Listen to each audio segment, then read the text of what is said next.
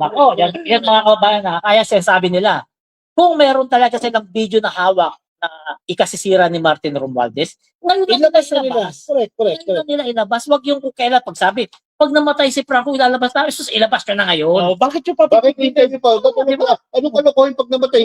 Hinuli nga siya eh. Bakit ko papatayin? Hinuli nga. Ilabas yun na. Palibasa kasi wala. Hinuli si Franco para panagutin sa batas. Oo. Na kanyang posibleng nagawa. Hindi para patayin. Anong pinakakalokohan yung... Tandaan niyo, wala tayo sa panahon ni Digong. Kung panahon ni Digong yan, baka nangyari yan. Oo. Nasa panahon po tayo ni Marcos na may due process. Huwag nang hintayin kung ano pa. Ilabas nyo na kung talagang meron. Kung talagang masisira si Martin, ilabas nyo kung talagang meron. Oh. Isa lang ibig sabihin niya pag wala kayong nilabas. Peke. Hindi totoo na may hawak kayo.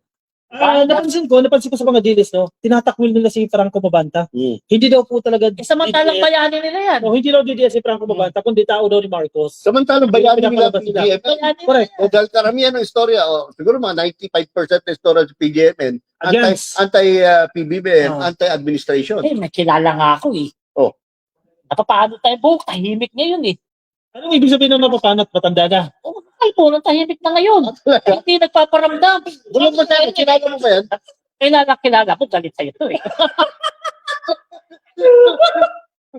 Cambio. Kilala ko na tama.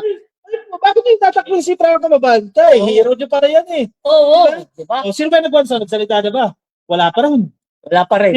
Salita si Rowena, nakita ko kanina. Tinakwil niya. Tukol pa din sa pera. Ang bilis daw mag-produce ng pera. Wag ka Parang di abogado eh, no? Parang di abogado eh, no? Sabihin ni Harry Roque, etong si Franco ay tao talaga ni PBBM, hindi to Duterte eh. Tingnan mo nga po siya, puro kasiraan kay BBM. Paano naging tao yan? Hindi, ang totoo dyan, tumulong si Franco noong 2022 elections. Pero after that, naghiwalay na sila. Hindi na naging involved si Franco sa administrasyon ni Pangulong Walang pinagkaiba yan si Franco Mabanta dito kay Harry Roque. Di ba? Kay Sara na mga kakampi dati ni BBM. Kaso may mga Yung mga hindi napagbigyan, ayun. Di ba? Nagpakatanga. Oh. Kinakalaban na ngayon si PBBM. Ganun din yan.